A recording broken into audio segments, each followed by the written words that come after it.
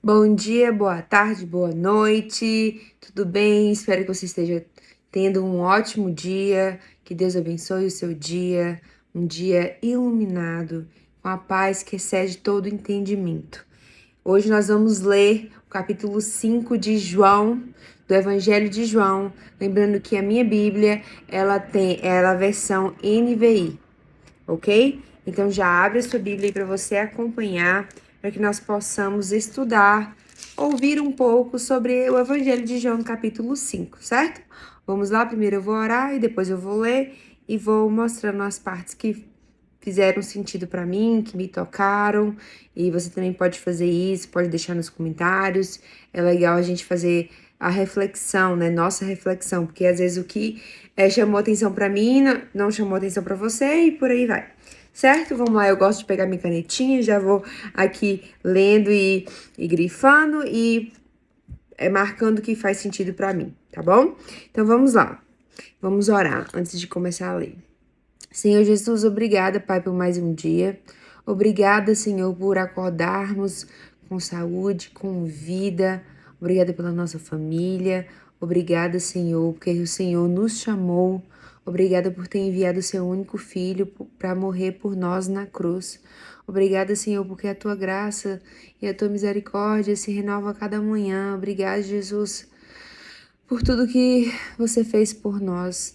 Espírito Santo, eu te peço que nesse momento toque os nossos corações, limpe os nossos ouvidos, tire as escamas dos meus olhos, que o Senhor ministre os nossos corações, que através da minha boca o Senhor fale, dê resposta a pessoas que estão assistindo esse vídeo aqui agora e para mim também, Senhor, que o Senhor responda orações em nome de Jesus, Pai. Eu te peço que a sua palavra transforme o coração de quem está assistindo esse vídeo, que transforme o meu coração e o coração dessas pessoas, Pai.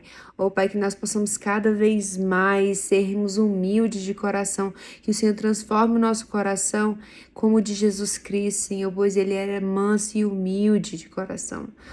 Pai, obrigada, Senhor, pelas tuas bênçãos, obrigada pela tua misericórdia. Quando nós olhamos para nossa vida, vemos o amor, o seu amor em cada detalhe, o seu cuidado, Paizinho, que todas as pessoas possam enxergar esse seu amor e seu cuidado, partindo de que você enviou o seu único filho para morrer na cruz por nós. Existe mais declaração de amor, existe declaração de amor maior do que essa?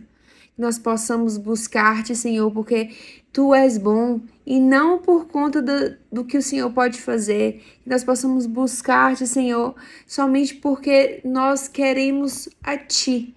Nós queremos a tua presença e não as bênçãos que o Senhor traz para a nossa vida. Nós sabemos que quando a gente busca o reino dos céus, as outras coisas serão acrescentadas. Sim, Senhor, nós sabemos.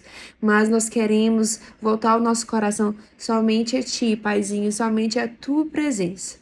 Então eu te peço, Senhor, que nessa manhã que o Senhor possa tocar os nossos corações através da sua palavra. Em nome de Jesus. Amém. Vamos lá. A cura junto ao tanque de Betesda. Algum tempo depois, Jesus subiu a Jerusalém para uma festa dos judeus. Há em Jerusalém, perto da Porta das Ovelhas, um tanque que em aramaico é chamado de Betesda, tendo 5 entradas em volta. Ali costumava ficar grande número de pessoas doentes e inválidas, cegos, mancos e paralíticos. Eles esperavam o movimento das águas. De vez em quando descia um anjo do Senhor e agitava as águas. O primeiro que entrasse no tanque, depois de agitadas as águas, era curado de qualquer doença que tivesse. Um dos que estavam ali era paralítico, fazia 38 anos. Então tinha um paralítico lá há 38 anos. Quando o viu deitado e soube que ele vivia naquele estado durante um tempo, Jesus perguntou: Você quer ser curado? Disse o paralítico. Senhor, não tenho ninguém que me ajude a entrar no tanque quando a água é agitada. Enquanto estou tentando entrar, outro chega antes de mim. Então Jesus lhe disse: Levante-se, pegue a sua maca e ande. Imediatamente o homem ficou curado, pegou a maca e começou a andar. E isso aconteceu num sábado, e por essa razão os judeus disseram ao homem que havia sido curado: Hoje é sábado, não lhe é permitido carregar a maca. Mas ele respondeu: O homem que me curou me disse: Pegue a sua maca e ande. Então lhe perguntaram: Quem é esse homem que lhe mandou pegar a maca e andar? O homem que fora curado não tinha ideia de quem era ele, pois Jesus havia desaparecido no meio da multidão. Mais tarde, Jesus o encontrou no templo e lhe disse: Olhe, você está curado. Não volte a pecar, para que algo pior não lhe aconteça. O homem foi contar aos judeus que fora Jesus que o tinha curado. Então os judeus passaram a perseguir Jesus porque ele estava fazendo essas coisas no sábado. Disse-lhe Jesus: Meu pai continua trabalhando até hoje e eu também estou trabalhando. Por essa razão, os judeus mais ainda queriam matá-lo, pois não somente estava violando o sábado, mas também estava dizendo que Deus era o seu próprio pai, igualando-se a Deus. Jesus lhe deu essa resposta: Eu lhes digo verdadeiramente que o filho não pode fazer nada de si mesmo. Só pode fazer o que vê o pai fazer, porque o pai faz, o filho também faz, pois o pai ama ao filho e lhe mostra tudo o que faz. Sim, para a admiração de vocês, ele lhe mostrará obras ainda maiores do que estas, pois da mesma forma que o pai ressuscita os mortos e lhes dá a vida, o filho também dá vida a quem ele quer. Além disso, o pai a ninguém julga, mas confiou todo julgamento ao filho, para que todos os homens honrem o filho como honram o pai. Aquele que não honra o filho também não honra o pai, não honra o pai que o enviou. Eu lhes asseguro: quem ouve a minha palavra e crê naquele que me enviou tem a vida eterna e não será condenado, mas passou da morte para a vida. Eu lhes afirmo que está chegando a hora, e já chegou, em que os mortos ouvirão a voz do Filho de Deus, e aqueles que a ouvirem viverão. Pois da mesma forma como o Pai tem vida em si mesmo, ele concedeu ao Filho ter vida em si mesmo, e deu-lhe autoridade para julgar, porque é o Filho do homem. Não fiquem admirados com isso, pois está chegando a hora em que todos os que estiverem nos túmulos ouvirão a sua voz e sairão. Os que fizeram bem ressuscitarão para a vida, e os que fizeram mal ressuscitarão para serem condenados. Por mim mesmo, nada posso fazer. Eu julgo apenas conforme ouço, e o meu julgamento é justo, pois não procuro agradar a mim mesmo, mas aquele que me enviou. Esse aqui foi do 1 até o 29, até o 30. Tem ainda do 31 ao 45. Então, vou comentar essas duas partes aqui da cura e também quando Jesus fala da cura e de Deus e tudo mais, tá?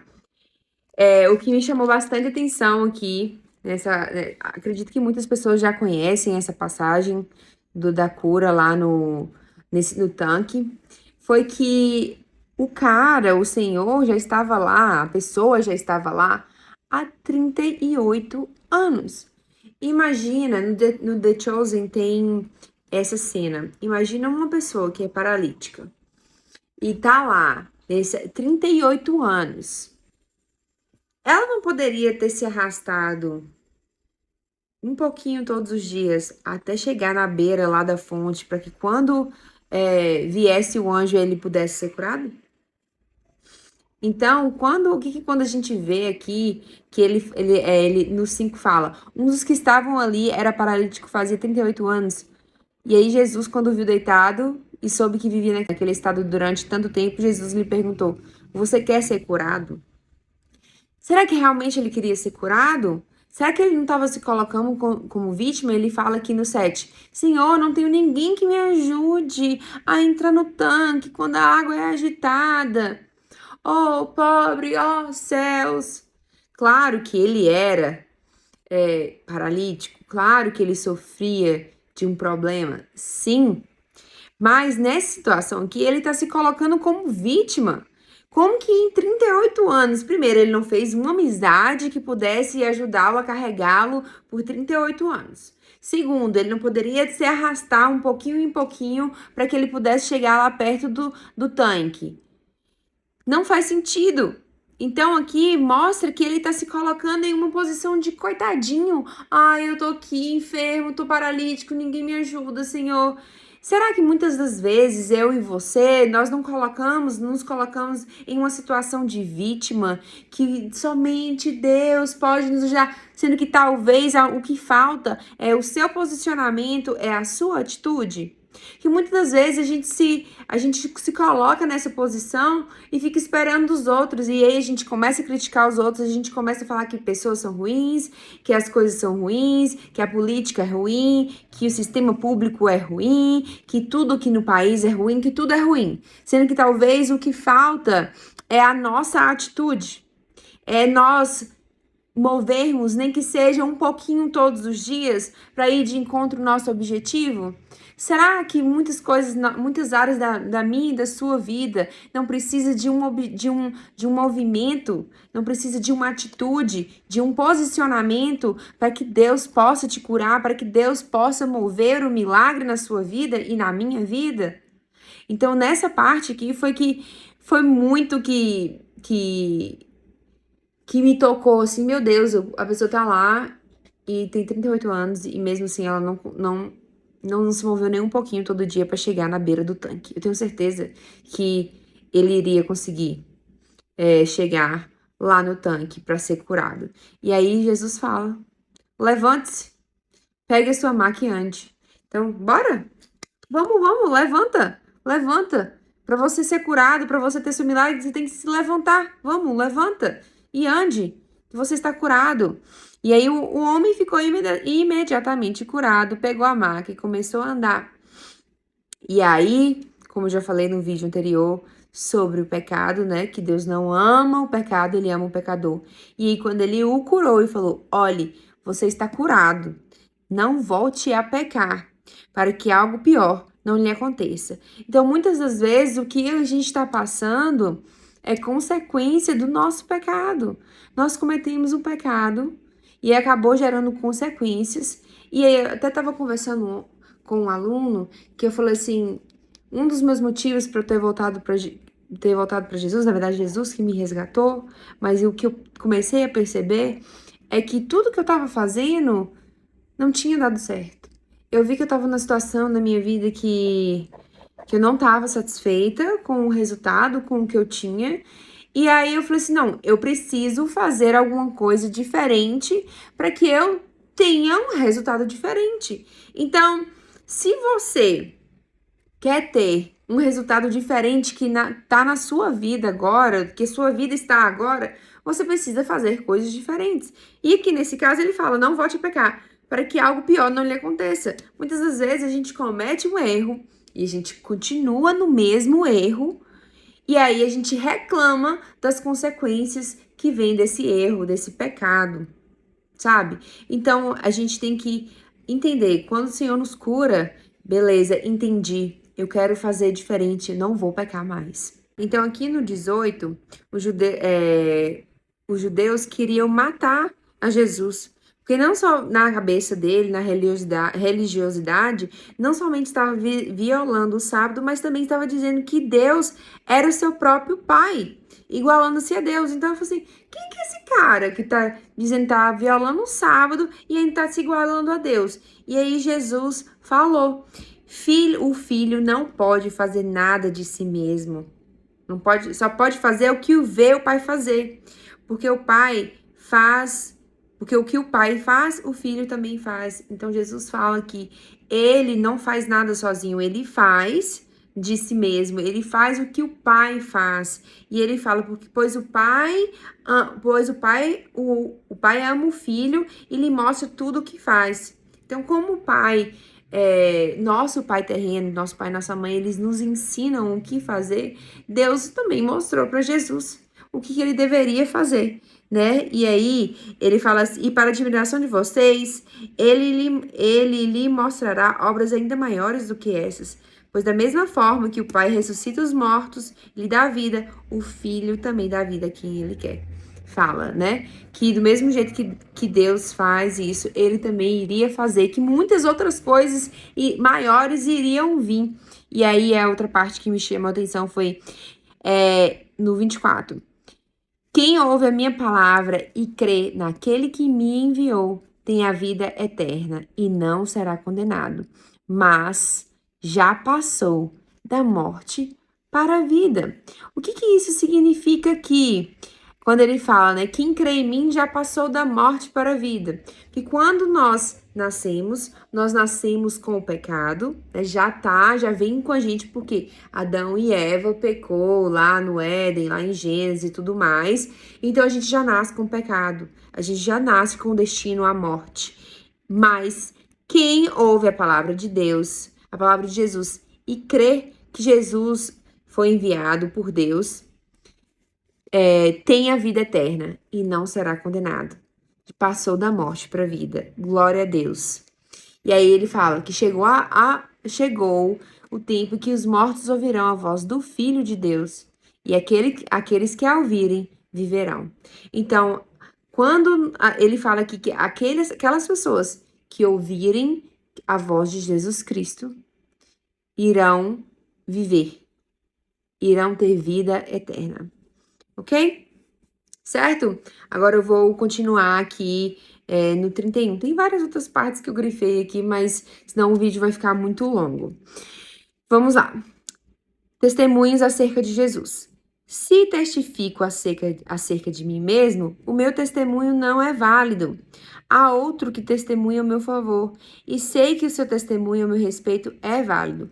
Vocês enviaram representantes a João, e ele testemunhou a verdade.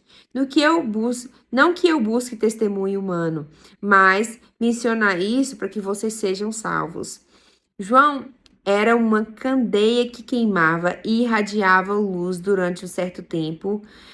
E durante certo tempo vocês quiseram alegrar-se com a sua luz. Eu tenho um testemunho maior do que o de João. A própria obra que o Pai me deu para concluir e que estou realizando, testemunha que o Pai me enviou. E o Pai que me enviou, ele mesmo testemunhou ao meu respeito. Vocês nunca ouviram a sua voz, nem viram a sua forma, nem a sua palavra habita em vocês, pois não creem naquele que ele enviou. Vocês estudam cuidadosamente as Escrituras, porque pensam que nelas vocês têm a vida eterna. E são as escrituras que testemunham o meu respeito. Contudo, vocês não querem não querem vir a mim para terem vida. Eu não aceito a glória dos homens, mas conheço, no 41, eu não aceito a glória dos homens, mas conheço vocês. Sei que vocês não têm o amor de Deus. Eu vim em nome de Deus, meu Pai, e vocês não me aceitaram. Mas, se outro vier em seu próprio nome, vocês os aceitarão. Como vocês podem crer se aceitam glória uns dos outros, mas não procuram glória que vem de um Deus único? Contudo, não pense que eu os acusarei perante o Pai. Quem acusa é Moisés, em que estão as suas esperanças. Se vocês crescem em Moisés, creriam em mim, pois ele escreveu a meu respeito. Visto, porém, que não creem no que ele escreveu, como crerão no que eu digo? E aí a gente finaliza o capítulo 5. Nessa parte aqui, ele fala dos testemunhos acerca de Jesus, ele está falando para os judeus, porque os judeus não acreditavam em Jesus, não acreditavam que Jesus era o Filho de Deus, o Cordeiro de Deus que veio para salvar o mundo. E ele fala que João Batista veio como candeia que queimava e irradiava luz. E eles, os judeus, durante certo tempo, quiseram e alegraram-se com essa luz. Só que Jesus, que tinha um testemunho maior ainda de que João Batista, eles não queriam acreditar. Isso aí foi, isso assim, não dá para entender, porque e aí ele fala que que eles seguiam, né, o Velho Testamento, que foi as escrituras que foram escritas e tudo mais, eles falavam de Moisés, das leis, eles queriam seguir a lei, mas eles falam, aqui Jesus fala, se vocês, né, se vocês crescem em Moisés, vocês creriam em mim, pois ele escreveu a meu respeito. Então Jesus está falando assim: não, vocês dizem que acreditam na Escritura, mas se vocês realmente acreditassem na Escritura, vocês iriam acreditar em mim, porque Moisés falou, escreveu ao respeito dele, entendeu? E aí ele fala aqui, inclusive no 39 ele fala: vocês estudam cuidadosamente as escrituras, porque pensam que nelas tem a vida eterna. Então, muitas das vezes, isso aqui só chamando para o quê? Para religiosidade. Muitas das vezes tem gente que estuda a Bíblia, inclusive uma vez uma menina virou para mim, sentou assim do meu lado e falou assim: ai, eu estudo teologia. Aí eu virei e falei assim, tá, mas estudar teologia não significa que você crê em Deus. Porque tem muitos ateus que estudam teologia. E crê em Deus, até o diabo crê. Até o diabo crê em Deus. Então, isso não significa nada. E aqui ele fala, as pessoas podem ler cuidadosamente aqui, ó, as escrituras. Eles falaram que estudavam as escrituras cuidadosamente. E muitas vezes as pessoas ficam tão presas aqui, né, porque não tem a revelação do Espírito Santo acerca da escritura, que fica na religiosidade. E essas pessoas aqui desse tempo, os judeus aqui, eles ficaram tão presos nas escrituras que eles não acreditavam em Jesus. Quando o Messias veio, eles não acreditaram por religiosidade, por conta que eles estavam presos à lei, por legalidade. Então, Jesus, como ele fala aqui, a vida eterna não está nas escrituras. A vida eterna está em Cristo Jesus. A vida eterna está em Cristo Jesus. Precisamos crer em Jesus Cristo. Precisamos ter a revelação da palavra, precisamos ter a revelação de quem é Jesus Cristo. Não adianta somente saber teologia, saber o que está escrito aqui, decorar versículos. Nós precisamos ter corações abertos para que o Espírito Santo transforme, porque nada adianta lermos a Bíblia, nada adianta decorarmos versículos se nós não temos um coração disposto a ser transformados pelo Espírito Santo, se nós não estamos dispostos a sermos vaso na mão do oleiro, para que o Senhor nos quebre, nos molde, assim como Ele quer que nós sejamos. Não adianta. Então, eu e você, nós precisamos vigiar para que a gente não caia na religiosidade e achar que você é melhor do que a outra pessoa também, porque você sabe a Bíblia, porque você já leu a Bíblia não sei quantas vezes, porque você já leu a Bíblia em 6 meses, porque você sabe os versículos decorados, porque você já está na igreja há mais de 20 anos. Isso não interessa. Interessa o seu relacionamento com Jesus Cristo. Você e eu precisamos ter uma revelação de quem é Jesus Cristo, de quem é Deus, de quem é o Espírito Santo, que é a Trindade, de quem eles são, que no final são um só, juntos são um só, a unidade, certo? Então, acho que por hoje é só. Espero que tenha tocado em você em algum ponto essa passagem de hoje. Acho que foi bem bacana. E é isso. Vamos orar? Paizinho, obrigado pela revelação que o Senhor nos deu hoje, Pai. Obrigada, Senhor.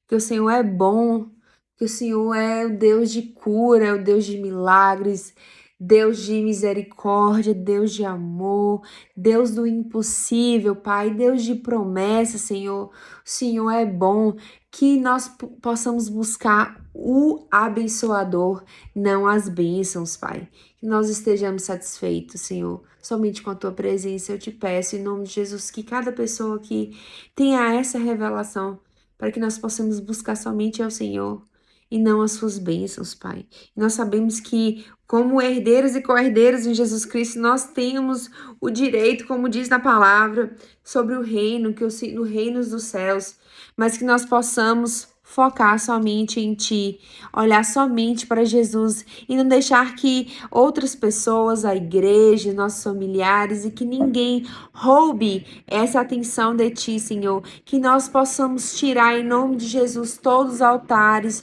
de idolatria, seja de santos, seja de pessoas, de filho, marido, seja de artistas, seja de dinheiro, Senhor. Eu quebro todos os altares em nome de Jesus. Eu quebro todos os altares em minha vida em nome de Jesus e assim declaro na vida de todas as pessoas que estão assistindo esse vídeo, Pai. Te agradecemos, Senhor, por mais essa revelação. Te agradecemos, Senhor, porque o Senhor é bom e o Senhor é a bênção. E abençoa, Senhor, cada pessoa que está assistindo esse vídeo. Abençoa a casa de cada um aqui. Abençoa a família, abençoa a saúde, abençoe todas as áreas da vida de quem está assistindo esse vídeo aqui. Em nome de Jesus. Amém. É isso, irmãos e irmãs. A gente se vê no capítulo 6. Bye!